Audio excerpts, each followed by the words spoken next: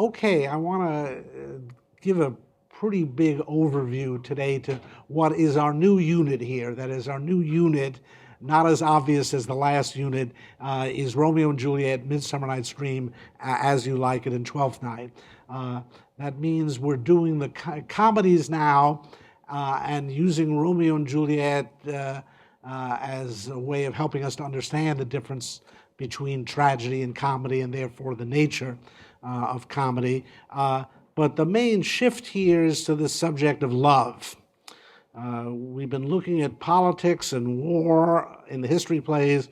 We're now mainly going to be looking at the subject of love.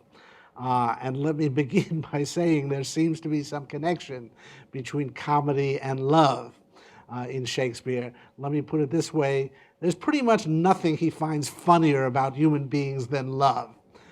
Human beings are at their most ridiculous in love. It is that area of human experience which the people involved take so seriously, and the rest of us can stand back and laugh at it. And that we'll explore why Shakespeare thinks of love in those terms. But I want to go back a bit here to show why it's important now we've shifted to love. There's a tendency among the people who study Shakespeare as political thinker to treat his comedies as if they were the same as his tragedies, as if there was no difference between comedy and tragedy as genres, and that's something I'm trying to avoid here.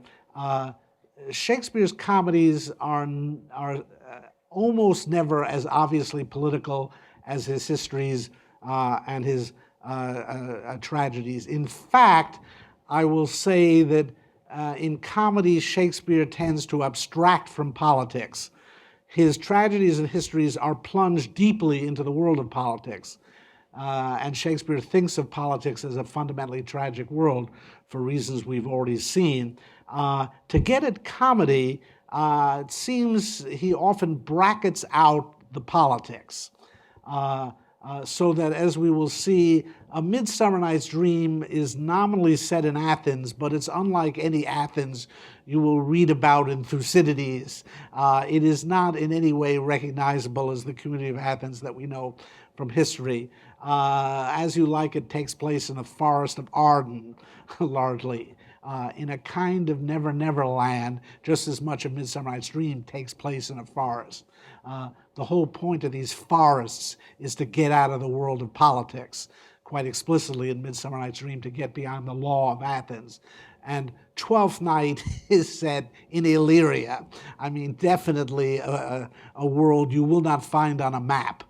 The comedies tend to be set in utopias, and the original meaning of that word, a no place, where the ordinary political rules don't apply. And it's as if Shakespeare wants to see what happens when you get outside of politics. It turns out people still have problems, and chiefly in love. But again, I'd say that it's in the nature of the comedies to generally abstract from politics. We will qualify that. And even Romeo and Juliet, in order to give tragic focus on love, has to abstract from the central kinds of political issues we've been looking at, so that, for example, Verona is not at war. As I suggested last time, that's half the problem. The thumos of his young men can't be expressed in warfare. And indeed, we'll now be looking at a stretch of plays with no war. We've had endless war in the history plays, and the other 9 tragedies besides Romeo and Juliet all deal with war. So in moving to the comedies, besides the generic shift, we're dealing with a major shift in subject matter from politics and war to love. Now, just to back up and set up something with the histories in contrast to the comedies. In the histories, in many ways, we saw the central problem of politics is thumos, its spiritedness. The political community needs thumos because it's constantly at war, and warriors have to have this spiritedness. But it's a very disruptive force, and we can see that community with people who are too spirited becomes divisive and turns to civil war because thumos is so contentious and people are always fighting for honor. So we saw in Henry V that the solution is to channel spiritedness into public spiritedness, to channel thumos into foreign war. Don't have people fighting against each other, let them fight the French. Now, we also saw that Christianity created some very specific problems in the context of politics and the problem of thumos. On the one hand, Christianity is hostile to thumos. It calls it pride, the deadliest of the deadly sins, its aggressiveness, and Christianity asks us to turn the other cheek. As a result, Henry V may speak confidently of we are no tyrant but a Christian king, but a Christian king is actually very problematic for Shakespeare. We saw that in Richard II. Early in his career, he gave a very detailed and long portrait of a failed Christian king in the person of Henry VI. Very hard to develop the thumos you need to be a great warrior and a great king if you're purely Christian. On the other hand, when thumos links up with Christianity, it becomes newly dangerous because that's the formula for a crusade. If you get people's spiritedness behind a political and a religious cause, that produces fanaticism, as we see in our world today. And that's something that's very dangerous and explosive. It's the problem all of Europe was facing in Shakespeare's day with the great religious wars between Protestants and Catholics. All of these factors led to what we now know as the separation of church and state. So, looking at the problem of thumos as the political problem in the histories, Shakespeare also encounters the problem of Christianity. And especially the medieval Christian world where politics was saturated with Christianity, as we saw. I've been suggesting many affinities between Shakespeare and Plato. We'll bring in Aristotle soon. But one major difference for Shakespeare from these ancient Greek thinkers is he had encountered Christianity. And as we see in Machiavelli, that creates all sorts of interesting new questions in politics. Christianity marks something unprecedented in human history, a truly apolitical or transpolitical religion. The religions of the ancient world were civic. It was the very opposite of separation of church and state. It was total integration of religion and politics. The religion of Athenians was Athenian.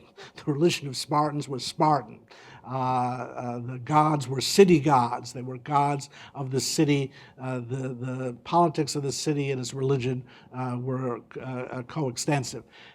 Christianity introduces this new idea of a religion which in many ways is not of this world, which is fundamentally oriented towards another world, towards an afterlife. There are ideas of the afterlife among the ancient Greeks and Romans, but it's not the focus of life or the aim of life. That's why the Christians called these peoples pagan, that they were focused on this world and this life. Christianity introduces a dimension of life which goes well beyond the political and claims there are things that are far more important than a government will tell you about, like the salvation of your soul. And hence Christianity from the beginning was never tied to a particular political community and developed into a Catholic church, which means a universal church. So this was a new phenomenon that Shakespeare shows it changing things in many different ways in the world, including having an impact on politics. Now, let's turn to the subject of love, to the subject of Eros, to continue using the terms out of Platonic psychology. Shakespeare sees a whole other set of political problems here. One way I can sum it up for you easily is you could not have a community composed completely of Hotspurs, but you also could not have a community completely composed of Falstaffs. A community of Hotspurs would obviously destroy itself in about a week as they all fought it out in their anger. But a community of Falstaffs would never fight.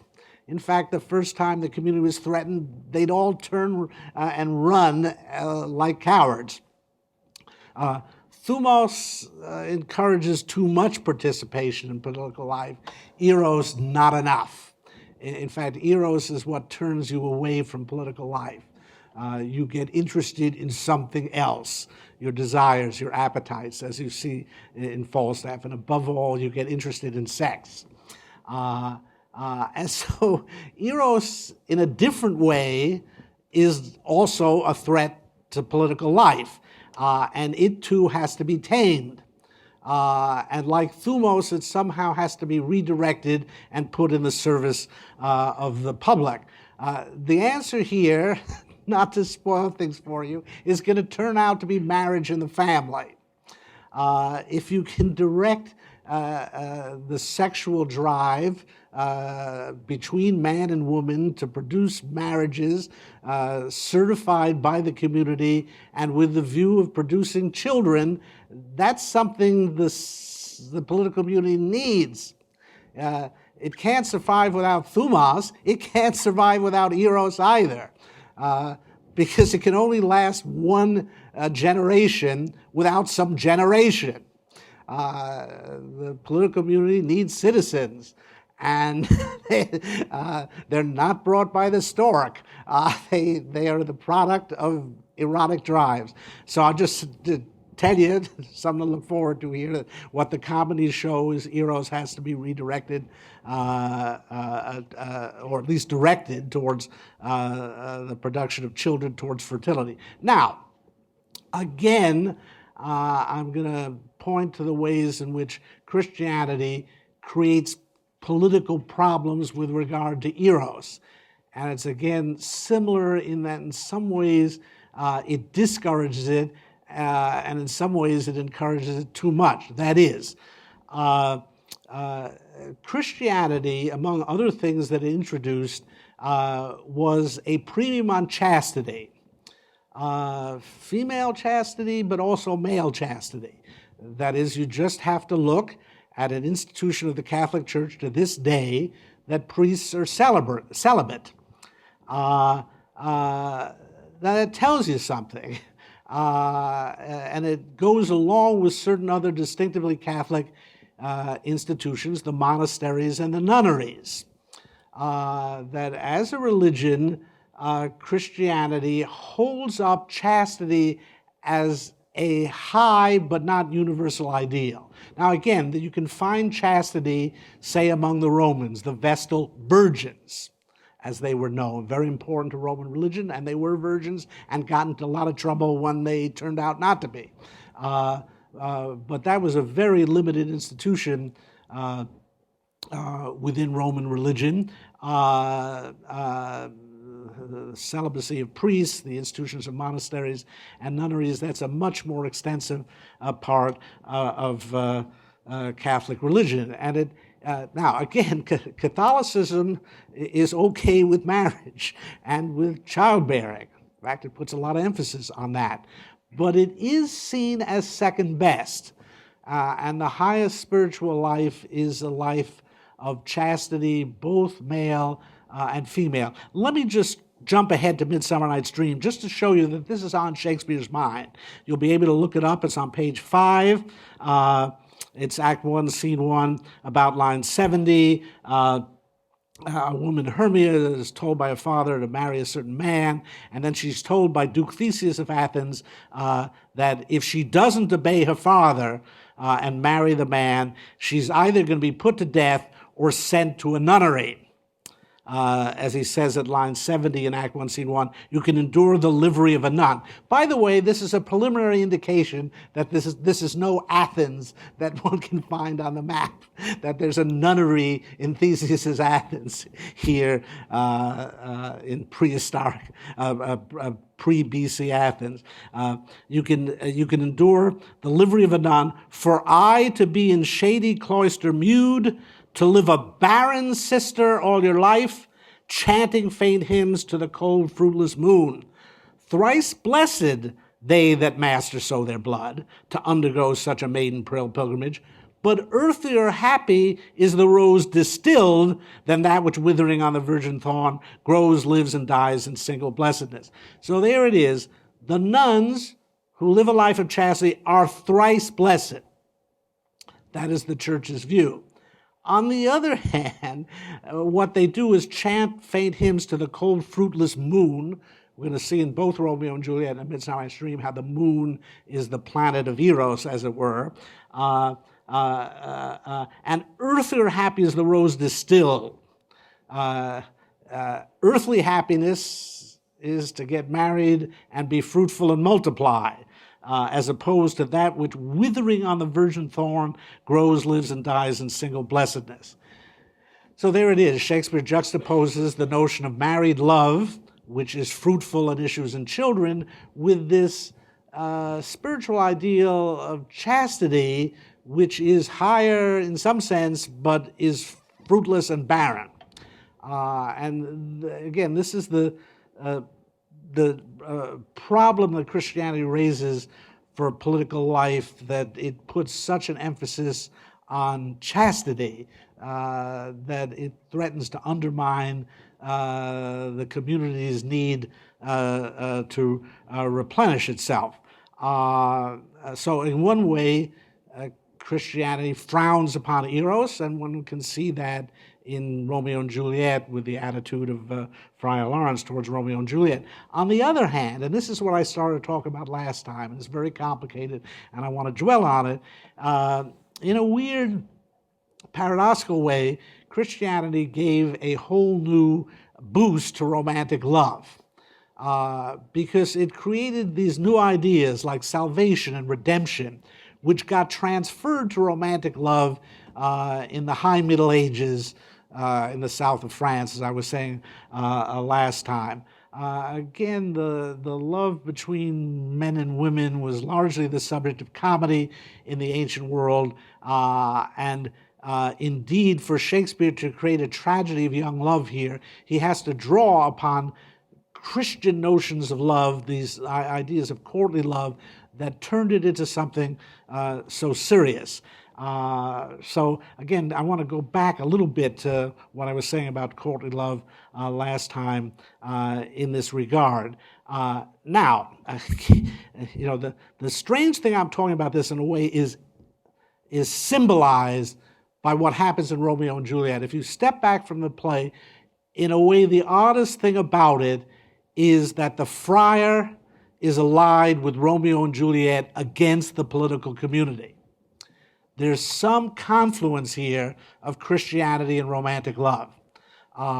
It's not that they're the same thing. And again, the friar condemns the impetuous love of the young Romeo and Juliet. He would not sanction it if they aren't married, though it's fortunate that he can marry them independently of the political community there. On the other hand, you do have both the friar and Romeo and Juliet working at cross purposes with the city of Verona. And they are united in this respect, that they both think there's something higher than Verona. There's something more important than this prince and this city of Verona. For Romeo and Juliet, it's their own love. For the friar, it's the spiritual good he can bring about in the city. It's the peace that he can bring for Verona. Now, this alliance, and I stress it as an alliance because it's between two different parties which don't have completely common interests. This alliance is very characteristic of this medieval idea of courtly love. There are many aspects to this notion of love that are necessarily post-Christian. It is a love which puts great emphasis on suffering. And suffering is a spiritual discipline. The courtly lover, the man, is rejected by his mistress, perhaps ignored, and he suffers enormously as a result, but the idea is it's better for him. He grows as a result of the suffering. Now, people brought up some analogs in the ancient world, but I want to make a distinction here. There's a great deal in the ancient world about suffering in love. The Roman poet Ovid wrote a great deal about it, for example. And as someone brought up, you will see Socrates in Plato's dialogues talking about how much lovers suffer. But in all those cases, that is seen as a disease that must be cured. One of Ovid's books of poems that had a great influence on this courtly love movement was called The Remedies of Love. And it talks about how much lovers suffer and how they pine away in the absence of the beloved and in the absence of the consummation which is devoutly to be desired in those cases. The idea isn't to stay with the suffering. It's to move beyond it. In Socrates, the idea is to transform this kind of love discussed in the Phaedrus and in the Symposium to philosophy and to overcome the suffering.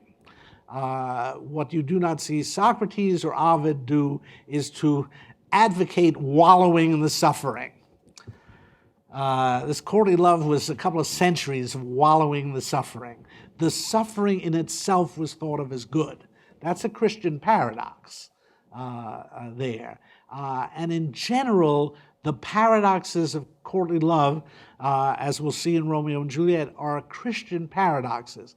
For example, the most famous tale, the original story of Sir Lancelot, which is called Lancelot or the Knight of the Cart.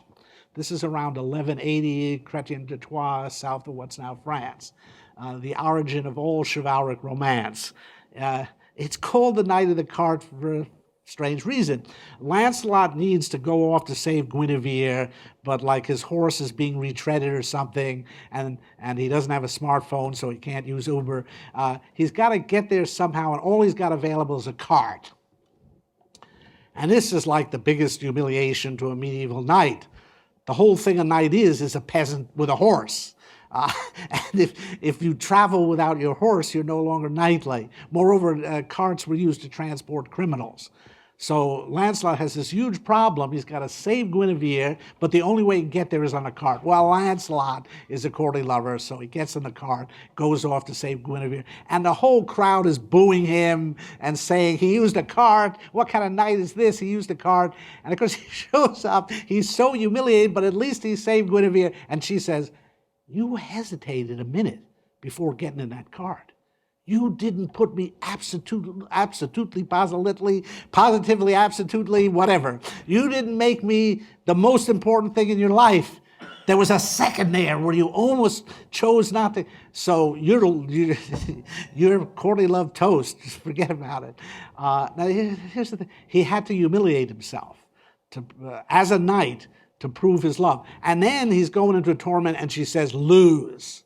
You got to lose today. If you really love me, you'll lose. Now, you can understand it when the woman says, if you really love me, you'll win. But when she says, if you really love me, you'll lose. Imagine Penelope saying to Odysseus, lose to the suitors tomorrow. No way he's going to do that. He loves her, but he doesn't love her in that courtly way. The ancient hero is out there to win. Not up for any Christian paradoxes that losing is really winning. But that's very much at the heart of courtly love. This is the notions that you get in this medieval courtly love are very much a kind of Christianization of love with the fundamental idea that it's a spiritual exercise or discipline. It's something learned from Christianity. It points to something transcendent that goes beyond this world, and it ignores the ordinary values of this world. Now, if this isn't plausible enough for you, let me point to a historical coincidence. And this is discussed in this famous and infamous book by Denis de Rougemont, Love in the Western World. This is a very controversial book, rejected by most scholars, but it's a brilliant book on courtly love and its origins. And what de Rougemont points out is that the origins of courtly love are geographically and historically simultaneously with a radical Christian movement in the south of France. He argues that this courtly love civilization in southern France was also a radical religious movement. Now, the movement, the people are known as the Cathars. A Cathar is the same as our word cathartic, catharsis. It means the pure ones. The Cathars thought themselves as pure. They're also known as Albigensians. I'll explain that in a moment. But this was a form of Gnosticism. Gnosticism is a heretical movement, begins in the ancient religions. There's Jewish Gnosticism, there's even pagan Gnosticism, but over the centuries it's largely been a Christian movement. I should write that on the board, because it's got this funny G in it. It's from the Greek word gnosis, which means knowledge. Gnosticism is a way of revising an existing religion, turning it on its head by treating the god of that religion as a devil and promoting the devil as a new god. Let me show you how this works in Gnostic reinterpretations of the Genesis story in the Old Testament. The Gnostics see this world as evil, and that means chiefly the material world is evil. We're all weighted down by our bodies. The bodies are the source of sin and corruption. We want to be free from our bodies and achieve a pure spirituality, a spirituality utterly divorced from any material embodiment. That's the notion of Cathar, or pure. So here's how the Gnostics read the Old Testament. Jehovah is a demon. Yahweh is a demon. He has created this prison for our souls. He's called it the Garden of Eden. He's called it paradise. But really, it's a false paradise. It entraps us. And notice that what Jehovah denies to Adam and Eve is knowledge of good and evil. Knowledge, gnosis of good and evil. This can't be good if it denies us knowledge or gnosis. So for the Gnostics, the serpent is the hero. The devil is the hero because he offers us knowledge of good and evil, and he's trying to get us out and give us the knowledge that we need to break out of this world and learn that our true world is transmundane. It's transcendent. It's beyond this world. There was even a sect of Gnostics called the Ophites who worshiped snakes. Now, in Christian terms, what the Gnostics deny is the incarnation of Jesus.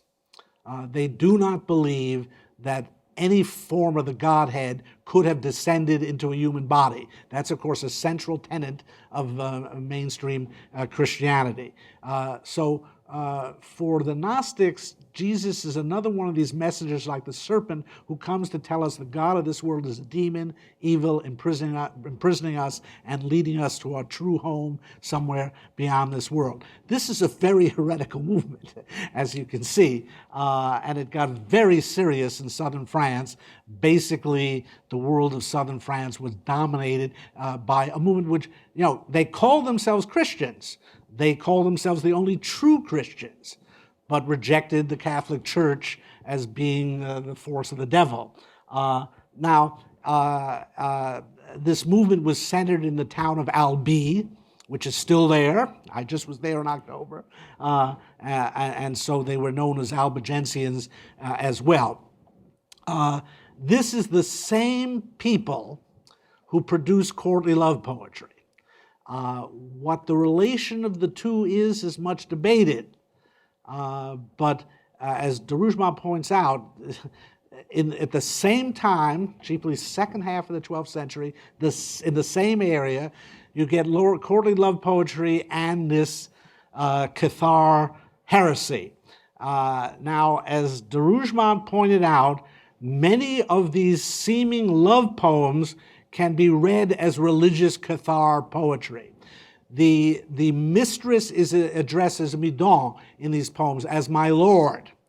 And the whole notion is very Gnostic. My Lord is far away. My Lord is inaccessible. I am devoted to my Lord. I will give anything for my Lord. My only salvation is in my Lord. It's a very interesting exercise to read a lot of this seeming love poetry and wonder if it's Gnostic religious poetry encoded as love poetry. I will add that the myth of the Holy Grail arises at exactly the same point and exactly the same place, and that Chrétien de Troyes, who wrote the Lancelot poem, wrote the Percival poem, or Parsifal, for you Wagner fans. And so the myth of the Holy Grail is coextensive with this whole world of courtly love, this great spiritual quest.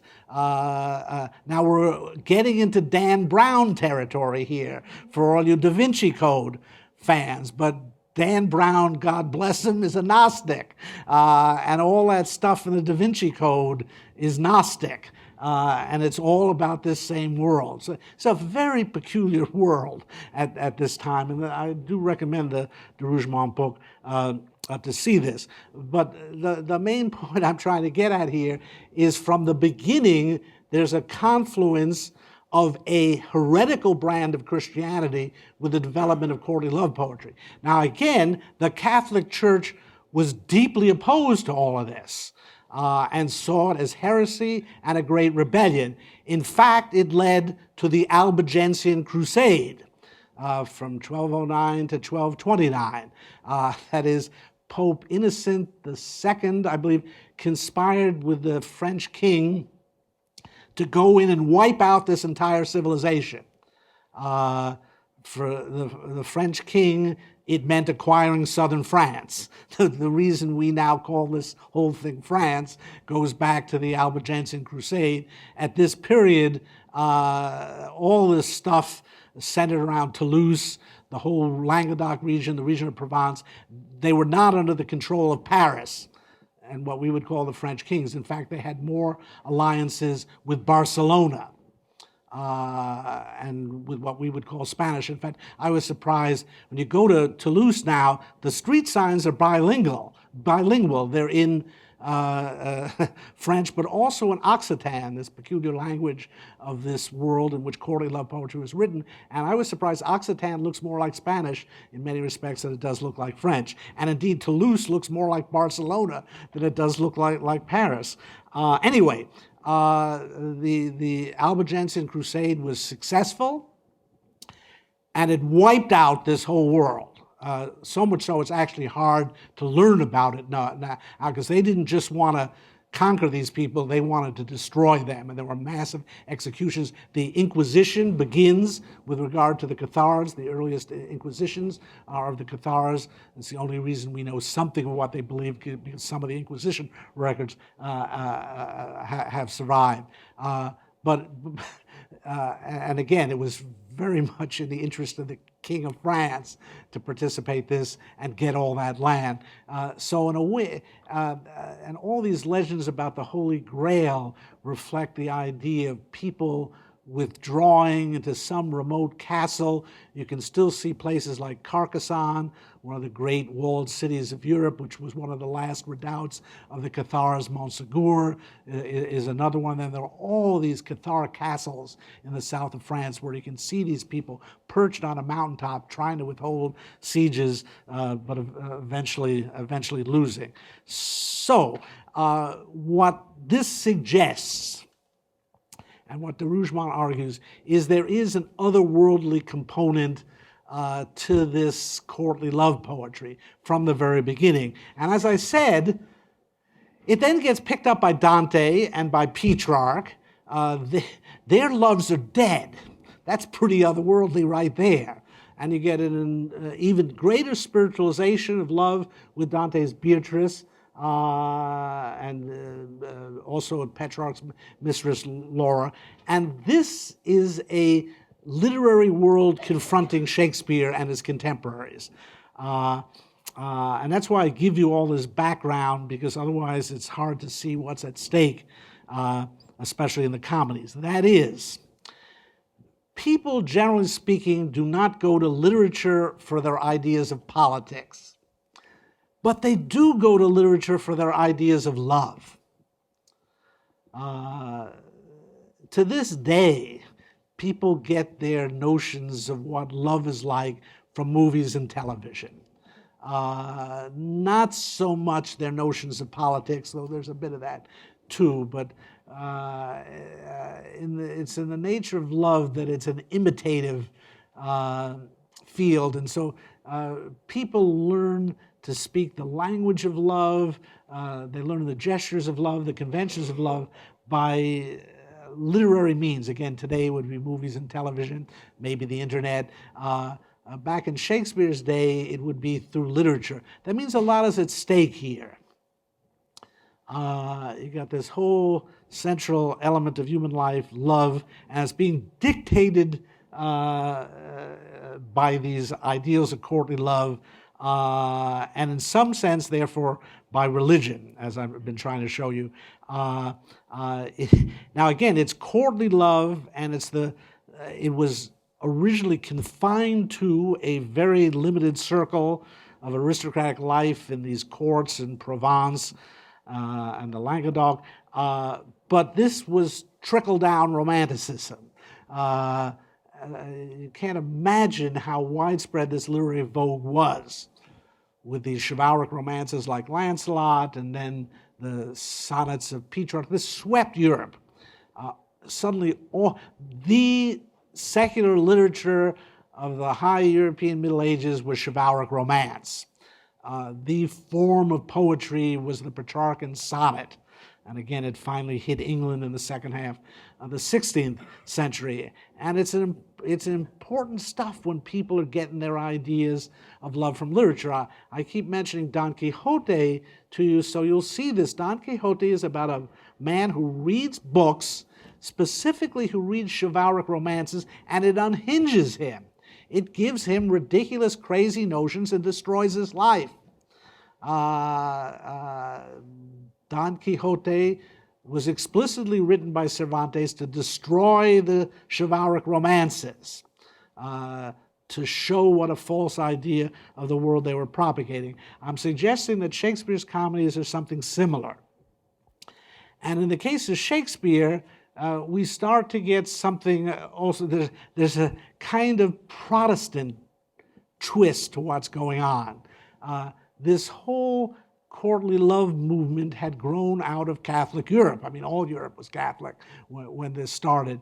But here it's picked up by Dante and this Paradiso. I told you that Edmund Spenser wrote a set of sonnets called the Amoretti, and they were written to his wife.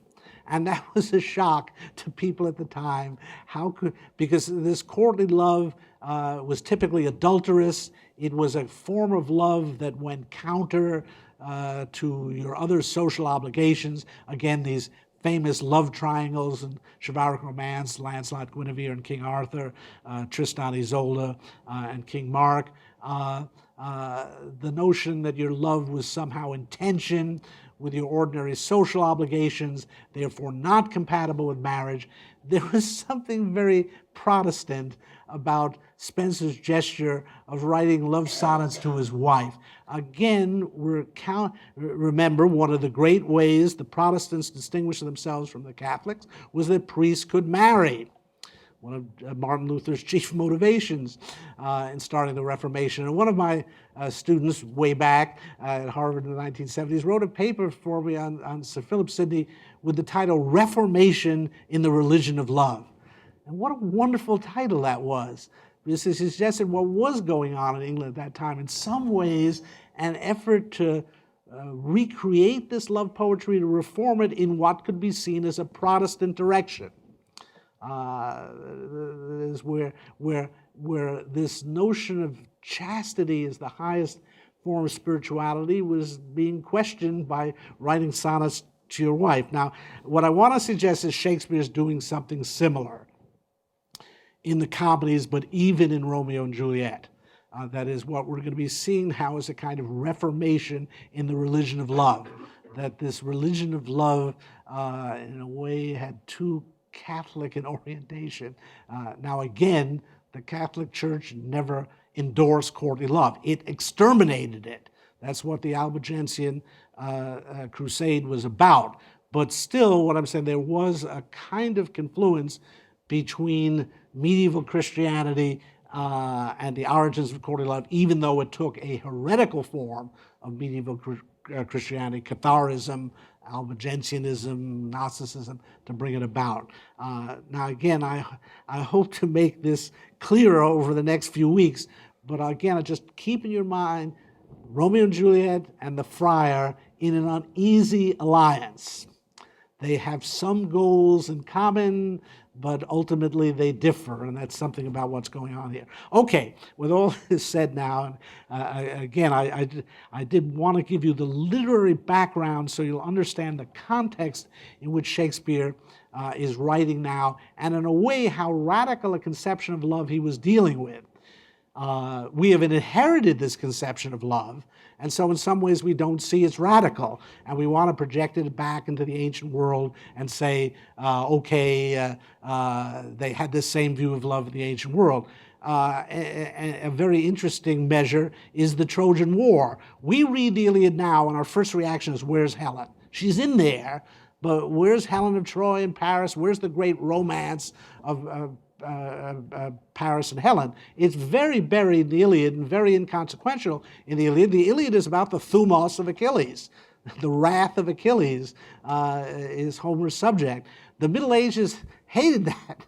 They had to get a love story in. So they always emphasized it's the Middle Ages that began emphasizing the Paris-Helen story and even created a love story of Troilus and Cressida, which Boccaccio and Chaucer wrote about. Shakespeare wrote a play called Troilus and Cressida, which he, I think, set out to trash this myth once and for all, so we could get back to the original version of the story in the Iliad.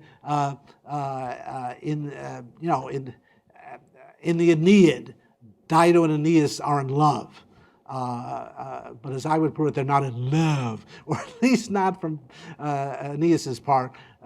When he has to found Rome, he founds Rome. He just leaves Dido and, sorry, I got to go found Rome.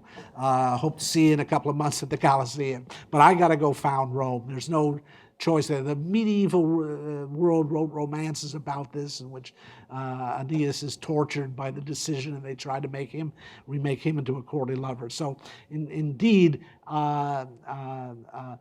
much of our view of the ancient world and its myths is colored by medieval reinterpretations of them. So I want to stress how novel this view of love was. It is very attractive. It's why it has prevailed to this day. It's one of the ironies. Shakespeare writes Romeo and Juliet to raise doubts about this view of love. It simply has become the vehicle in which the courtly love idea has survived. In fact, there's a real irony. These two critiques of courtly love, Romeo and Juliet and Cervantes' Don Quixote, have both survived as the way we now inherit these ideas, so that Don Quixote becomes man from La Mancha. If you haven't read Don Quixote, you don't know that he never even meets Dulcinea, and he certainly doesn't die in her arms, a happy man, because his love is fulfilled.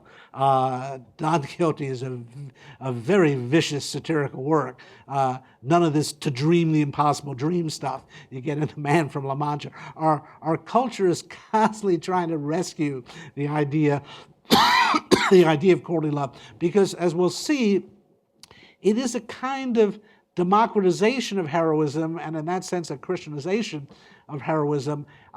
Very hard to offer thumos as a heroic ideal to ordinary human beings. Most of us do not want to die in battle. Most of us are not Hotspurs. Most of us are not courageous in the root sense of going into a battle and standing your ground. This courtly love offered a myth whereby just about anybody could become the hero and heroine, as we see in Romeo and Juliet. That is, if thumos and courage and battle readiness is what makes you into a hero, that's tough. But if it's falling in love, we can all do that. And we'll see, I mean, it's in a way Shakespeare's genius in Romeo and Juliet. He normally doesn't write tragedies about characters like Romeo and Juliet, who are of noble families, but they're pretty ordinary by normal heroic standards. The whole trick of Romeo and Juliet for Shakespeare was how to give tragic stature to two such ordinary people, and it was drawing upon this whole tradition of courtly love and the tragic status of figures like Lancelot and Guinevere and Tristan and Isolde. And he does take them seriously and make us take Romeo and Juliet seriously. That's why this is a tragedy. But even in Romeo and Juliet, as I'll show you, it teeters on the brink of comedy, and then he starts making comedies out of this material. So, finally now to turn to Romeo and Juliet. Let's see how these ideas operate within the play. And let's begin with Romeo's love for Rosaline, who most people have forgotten by now. This would be on pages 12 to 13, so Act 1, Scene 1 of the play, about line 211. We learn that Romeo is locked into one of these courtly love romances with the distant, inaccessible beloved. Line 211. Well, on that hit you miss. She'll not be hit with Cupid's arrow. She hath Dian's wit, and in strong proof of chastity, well armed, from love's weak childish bow she lives uncharmed. She will not stay the siege of loving terms, nor bide the encounter of assailing eyes, nor ope her lap to saint-seducing gold. Oh, she is rich in beauty, only poor that when she dies, with beauty dies her store. So this is the typical chaste mistress of Petrarchan poetry, of chivalric romance, and notice the emphasis on the lack of fertility. When she dies, with beauty dies her store. If you know Shakespeare's sonnets, they begin with a series of sonnets written to a young man, possibly the Earl of Southampton, in which Shakespeare urges him to marry and have children. He's so good looking, how can he let these good looks die? If only he'll marry and have children, it will preserve the good looks. And it's the same idea here. Again, so much in Shakespeare, you see this critique of the lack of fertility to the idea of courtly love. And then Benvolio continues on page 13, line 220. Then she has sworn that she will still live chaste. She hath, and in that sparing make huge wastes. For beauty, starved with her severity, cuts beauty off from all posterity. She is too fair, too wise, wisely too fair, to merit bliss by making me despair. So there we see this whole interaction. Love is potentially salvation, but denied the ability to procreate with Rosalind. Romeo is in despair. And this is, it's particularly interesting to see how Mercutio picks up on this. This would be Act 2, Scene 1, so pages 34 to 35. He finds this all very amusing. He's going to conjure Romeo. This is page 34, line 7, no, I'll conjure too. Romeo, humorous madman, passion, lover, appear thou in the likeness of a sigh. Speak but one rhyme, and I am satisfied. Cry but I me, pronounce but love and dove. He knows all the cliches of this kind of courtly love poetry, rhyming love and dove, and so on. Line 17, I conjure thee by Rosalind's bright eyes, by her high forehead and her scarlet lip. This is all that stuff typical. It's called a blazon, where the poet gives a feature-by-feature description of the beauty of his beloved. I showed you Shakespeare making fun of that in his sonnet 130.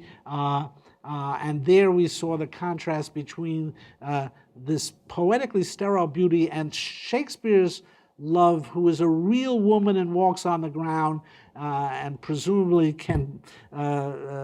can procreate with her. And so here we see top of 35, so line 19, by her fine foot, straight leg, and quivering thigh, and the domains that there adjacent lie, that in thy likeness thou appear us.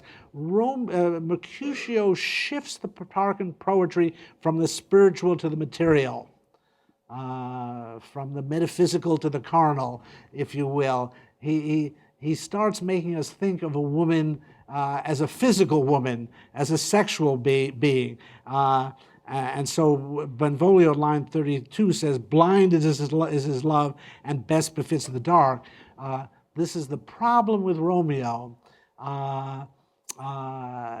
He's in a world of abstraction of a woman who's just a set of poetic figures, not a real woman. And so when Benvolio says, blind is his love and best befits the dark, Mercutio answers, if love be blind, love cannot hit the mark. And then he goes on to a whole series of obscene puns here. And you see that alternation we saw in medieval politics. As I said before, medieval politics held up this notion of crusades, of a spiritualized politics, of a Christian politics that would be high-minded. It would be knights in shining armor, as we see in the opening of Richard II, and yet it descended so quickly into its absolute opposite, which was an entirely cynical politics that ignored all traditions and all laws, and was simply involved in raising money for the king to indulge himself in the court. We see a similar movement in this play, where there's all this high poetry, this spiritualized poetry of love, and it's juxtaposed with an amazing streak of dirty jokes that come out of Mercutio's mouth. The Signet, I like the Signet edition because it cites most of the double entendre and all the dirty jokes going on. And it is these two sides. If you have an overly idealized view of love, it can produce an overly cynical view of love.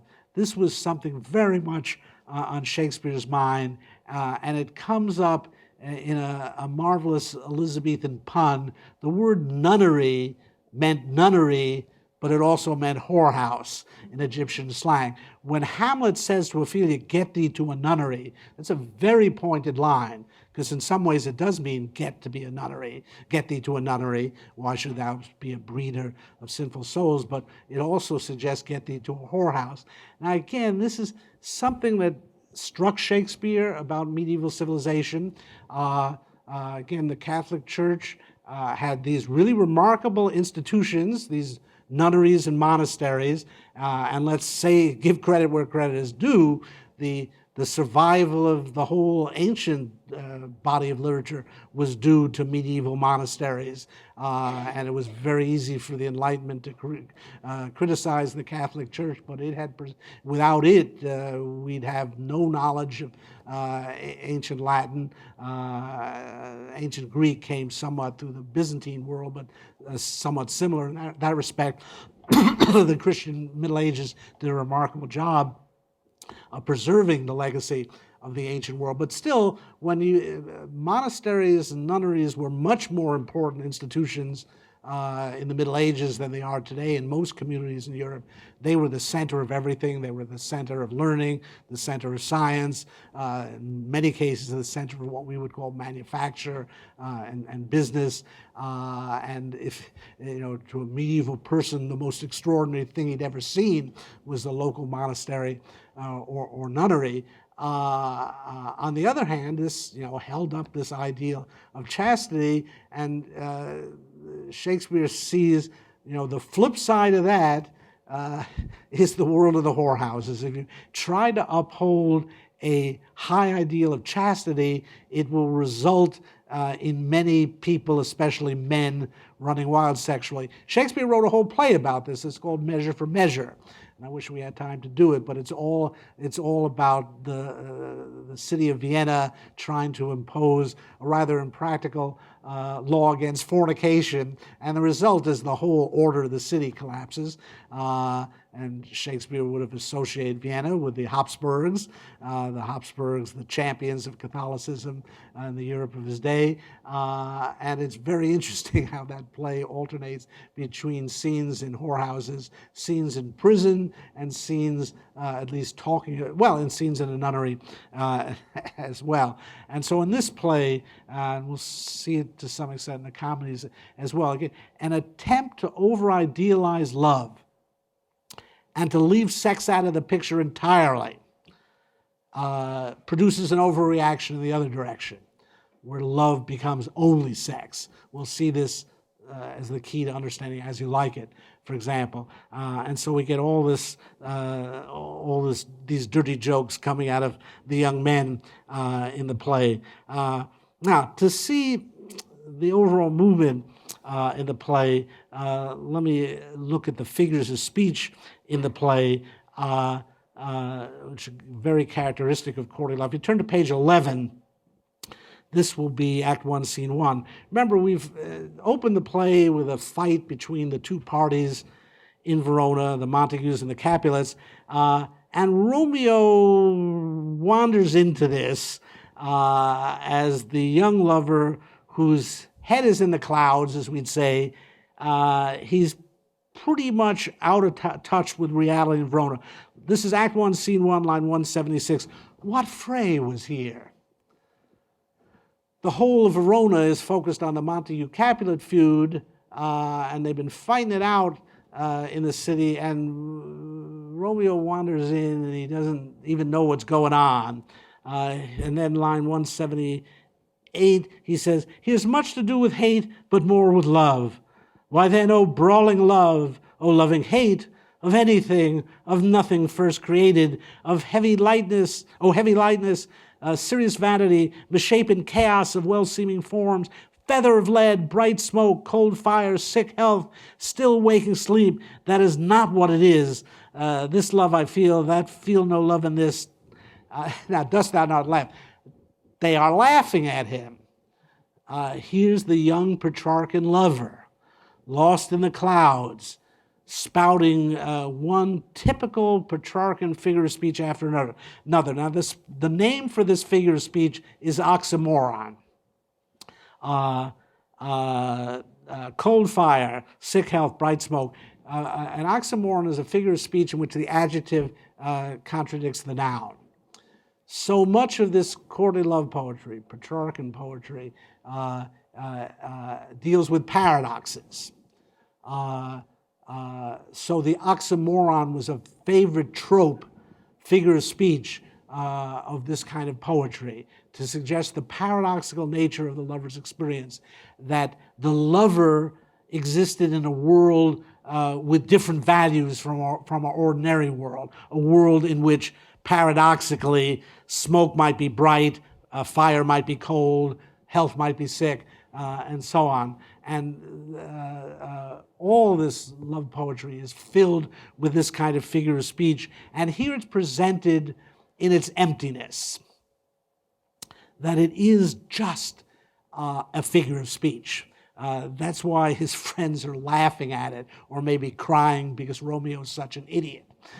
There's some serious stuff going on in Verona, and he's spouting oxymorons. It's very interesting to see in the play how these very abstract and unrealistic oxymorons get translated into something real in the play, so that, if you'll turn to page 32, the very end of Act 1, Scene 5, line 140, Juliet has seen Romeo and fallen in love with him, and now she learns he's a Montague, and so line 140, she says, "My only love sprung from my only hate, too early seen unknown and known too late, prodigious birth of love it is to me, that I must have a loathed enemy." The oxymorons come to life in the love of Romeo and Juliet. They become real now. What was only a figure of speech for Romeo there about loving, hate, and so on, now becomes real. And this is even stronger later in the play, page 70. This is Act 3, Scene 2, about line 73. This is when Juliet learns that Romeo has killed Tybalt. And her reaction is, "O serpent heart, hid with a flowering face, did ever dragon keep so fair a cave? Beautiful tyrant," perfect oxymoron. "Fiend angelical," another one. dove-feathered raven, wolvish ravening lamb, despise its substance of divinest show, just opposite to what thou justly seemst, a damned saint and honorable villain. So what was only a figure of speech becomes very real in the story of Romeo and Juliet. What was only a verbal paradox becomes a real paradox. That when a Montague and a Capulet fall in love, they contradict all the normal rules of Verona. And so this is Shakespeare's point here, and again, why he makes genuinely tragic figures of these otherwise fairly ordinary young lovers. Things become very serious for them, and the poetry comes to life. Here's another example of it, their famous meeting. And this is on pages 30 to 31, Act 1, Scene 5, starting about line 95. Now, I'm going to spoil the effect by saying, if you look at lines 95 through 108, you have a perfect sonnet. These are 14 lines with 3 quatrains and a couplet. This is what we call a Shakespearean sonnet.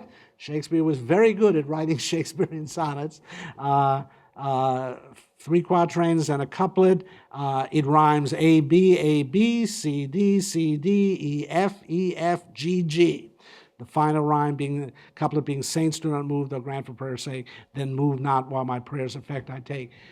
This is, again, the kind of genius that Shakespeare had.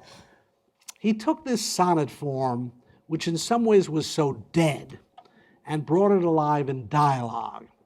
If you want to criticize the sonnet form, and it was time to do it in 1595, people have been writing sonnets for hundreds of years, hundreds of sonnets, and they were all addressed to an inaccessible mistress who never replied.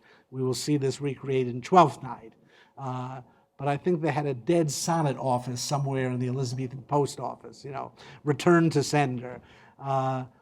People are writing these sonnets, and there's no communication happening. It's, if you like, the great irony of this whole Petrarchan sonnet vogue. You keep writing one poem after another to your mistress, telling her how remote and inaccessible she is and how she's not paying attention to you, and you just keep doing it. What is so interesting here is that Romeo and Juliet meet in a sonnet. The sonnet becomes a means of communication for them. It's the way they interact. It's not one-sided. And again, Shakespeare's trying to bring this love to life, not leave it a matter of figures of speech, paradoxes, mere poetry to bring them to life. Now, I'm going to read this passage.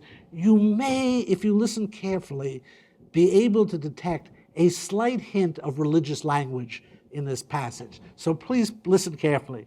If I profane with my unworthiest hand this holy shrine, the gentle sin is this: my lips, 2 blushing pilgrims, ready stand to smooth that rough touch with a tender kiss.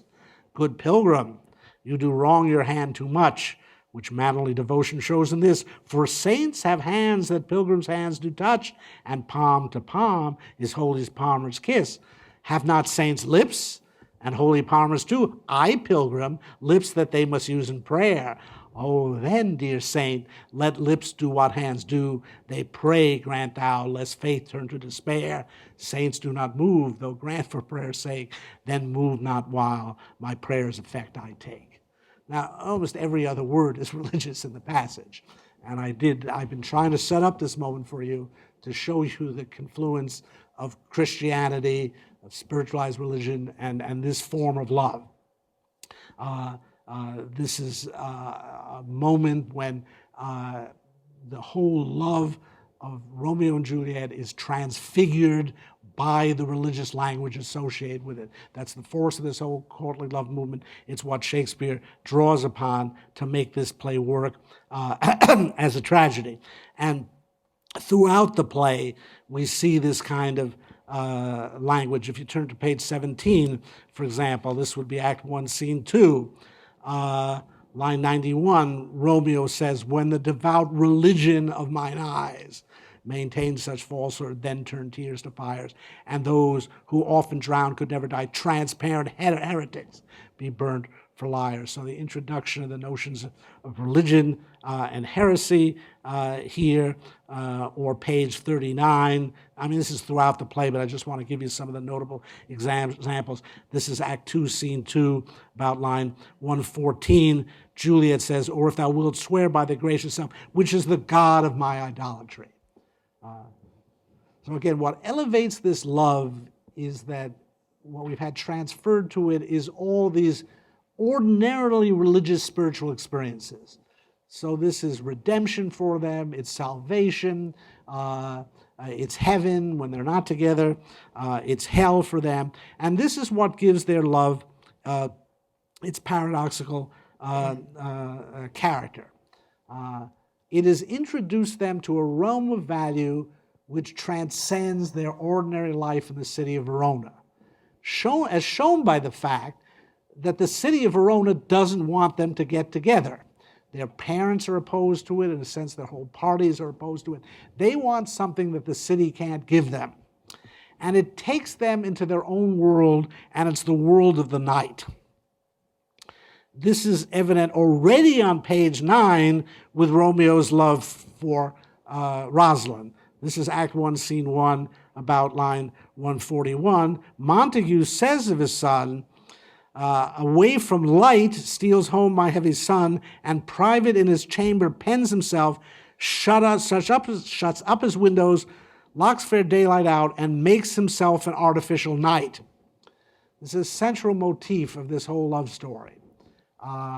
The way that Romeo and Juliet shun the ordinary social world is symbolized by the way they give up day for night. Romeo, away from light, steals. He shuts himself up alone, and he creates an artificial night. There's a great drive among these two lovers to create their own world, and it's a world of night. There's a deep association in the play between Eros, the world of Eros, and the world of night, and a force towards overturning the prevalence of day over night. I mean, ordinarily in our world of artificial light, it's less of an issue, but for most of human history, I mean, the daylight was thought of as the world. It's the world where you work and do things. And the nighttime, there's something sinister about it. It's when evil forces are abroad. But there is an association between the night and sex, when you can get some privacy, so on. But it's very interesting to see the pattern in the play of mistaking night for day, of overturning the order between day and night. Look at page 36. The Act 2, Scene 2. This is the famous moment when Romeo gets his first glimpse of Juliet. Notice, it is love at first sight. It is that Petrarchan cliche, the one that Dante raised about Beatrice and Petrarch created again with Laura. And these very famous lines, line 2, "But soft, what light through yonder window breaks, it is the east, and Juliet is the sun." In all the history plays, the sun was the king. The king was the sun. The sun was the king. Juliet, in some ways, is replacing the king now as the center of his life. This is to occupy an unusually high position in his life, and it does involve an inversion. Line 15, "Two of the fairest stars in all the heaven, having some business to entreat her eyes to twinkle in their spheres till they return. What if her eyes were there, they in her head? The brightness of her cheek would shame those stars, as daylight doth a lamp. Her high eyes in heaven would through the airy region stream so bright that birds would sing and think it were not night." This is amazing poetry. You really do see here what a great poet Shakespeare was. But the idea is fascinating too. Juliet is such a source of light, of spirituality, that she could transform night into day. the birds would sing and think it were not night. Now, this is picked up at several places in the play. If you turn to page 68, this is Act 3, Scene 2, about line 17. Juliet evokes night. Come, night. Come, Romeo, come, thou day in night. For thou wilt lie upon the wings of night, whiter than new snow upon a raven's back.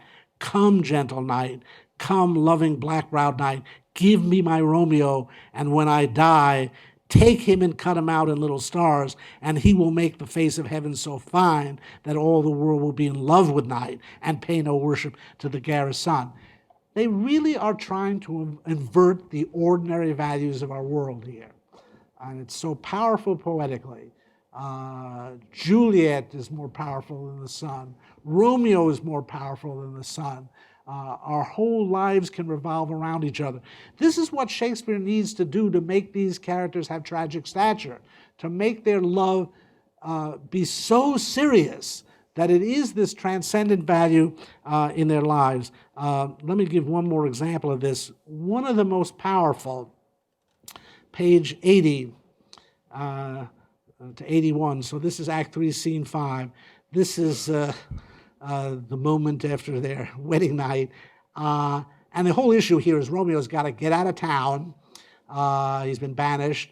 But they've been enjoying their night of love, and they don't want to give it up. And there are distinct signs that it's dawning and that it's time for Romeo to get out of Dodge, or at least out of Verona. So this is the beginning of Act 3, Scene 5. Wilt thou be gone? It is not yet near day. It was the nightingale and not the lark that pierced the fearful hollow of mine ear. Nightly she sings on yon pomegranate tree. Believe me, love, it was the nightingale. And Romeo is being realistic. It was the lark, the herald of the morn, no nightingale. You see, if it's a nightingale, it's still night, and he can stay. If it's the lark, it's time to get out of town.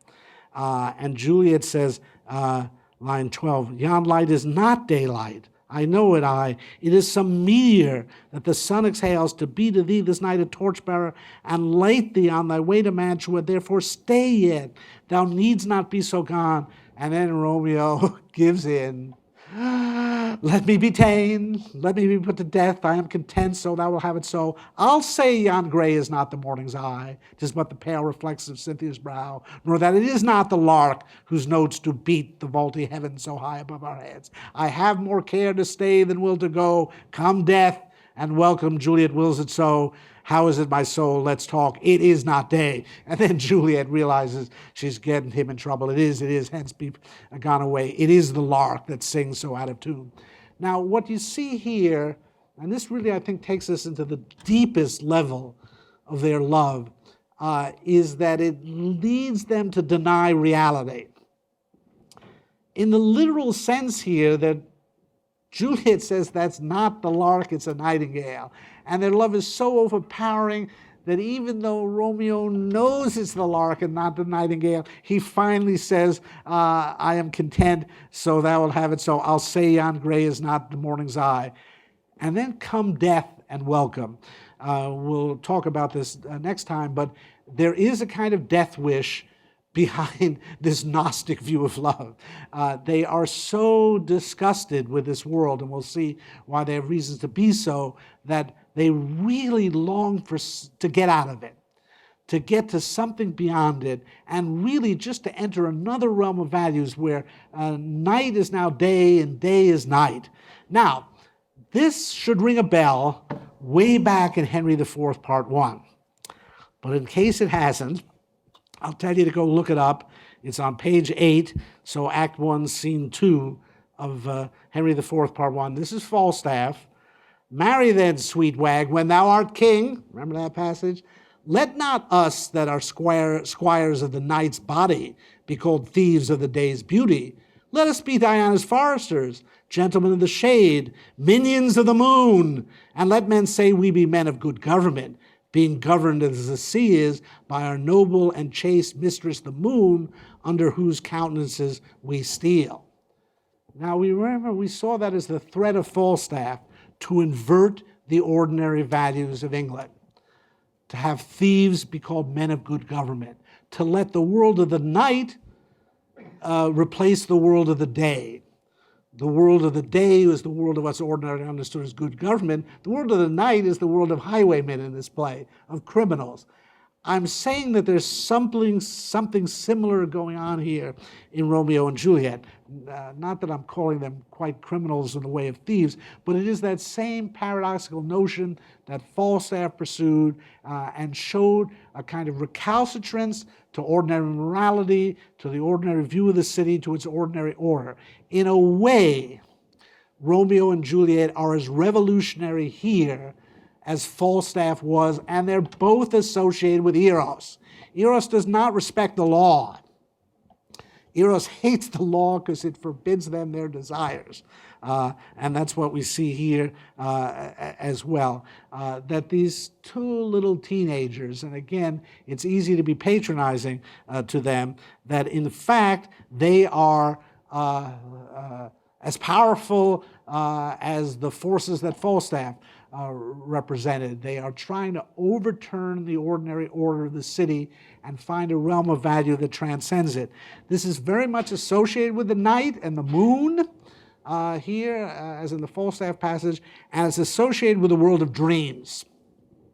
And I said dreams is what ties together Richard II, Romeo and Juliet, and A Midsummer Night's Dream.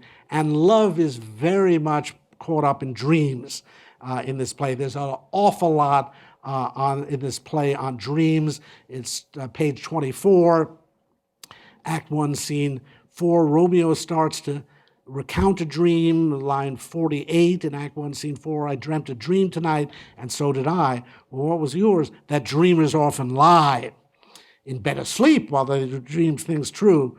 And then Mercutio launches into this weird Queen Mab speech, which talks all about the world of dreams and desires. And again, there's a deep connection in this play, as there is in A Midsummer Night's Dream, between the world of dreams and the world of desires. Page 26, Mercutio insists, line 97, true, I talk of dreams, which are the children of an idle brain begot of nothing but vain fantasy. We'll see how that comes up in Midsummer Night's Dream, the notion of fantasy. But dreams are very characteristic of this kind of erotic experience. We don't need Freud to know the connection between dreams and Eros. Turn to page 40. This is Act 2, Scene 2, line 139. Romeo has met Juliet. They've exchanged vows of love. And what does he say? Oh, blessed, this is line 139, Act 2, Scene 2. Oh, blessed, blessed night. So again, they invoke the night world. Again, you'll see in Romeo in Midsummer Night's Dream how that's associated with fairies and elves and goblins and weird spirits. Oh, blessed, blessed night, I am afeard being in night. All this is but a dream, too flattering sweet to be substantial. And that's the problem with this erotic world, this night world, this dream world.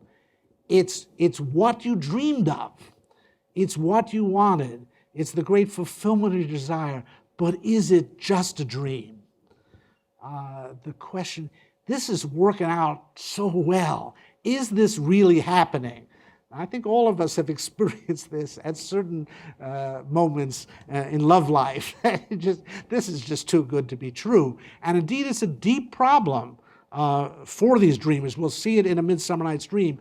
They have sought a unique experience, an experience that goes beyond the categories that anyone else uses, that we would say you can't put it into words. It transcends all our conventional ideas.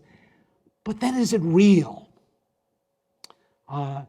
Is it so perfect and dreamlike that it's just an illusion? This is the great challenge they face. And it comes up again. This is very important to Shakespeare. This is page 106, Act 5, the very beginning, Act 5, Scene 1, the very beginning. If I may trust the flattering truth of sleep. That is the problem for these lovers. When you get what you dreamed of, You have to doubt its reality. Page 113, again, Act 5, Scene 3, line 79. Or did I dream it so, or am I mad? This is, we'll see again and again for Shakespeare's lovers in the comedies. They are haunted by the thought that they have achieved their erotic dreams, the dreams of their lifetime, but are they only dreaming? Are they mad? You want this unique experience, but it becomes so unique that you begin to distrust its reality. And I'll stop here, and what we'll take up is all the things the lovers have to do to reassure themselves that they're not just dreaming in this play, and it turns out to be bound with their tragedy. But I've left a couple of minutes here. Any questions about this? Yes? You said that the Jerusalem court was not widely accepted. Why is that? Well, because a lot of people think this notion is crazy, that there's any connection between the Albigensians and courtly love. I think he makes a very good case for it. It's a very polemical book. He was himself Catholic and uses it to argue against this whole world of courtly love and in favor of Orthodox Catholicism. But beyond that, I mean, scholars never like strong theses. And historians especially always come out and challenge it. Like last time I said, no one had ever thought about love this way. And immediately people say, well, what about this guy? What about that guy? And there's a legitimacy to raising such questions. But there's a lot of extra baggage in this book. It's not in any way a conventional scholarly book in that sense. I think it's brilliant. And as is typical, he presented the strong thesis, and a lot of people have presented a weaker version of it. C.S. Lewis's book, The Allegory of Love, and he could never be accused of being unorthodox. It actually, in some ways, makes a similar argument. By the way, C.S. Lewis's The Allegory of Love is another very good book about the courtly love. Other questions? Okay, so I will mainly speak about Romeo and Juliet next time, but we will get to Midsummer Night's Dream, and I think you're already getting to see some of the guidelines for reading Midsummer Night's Dream.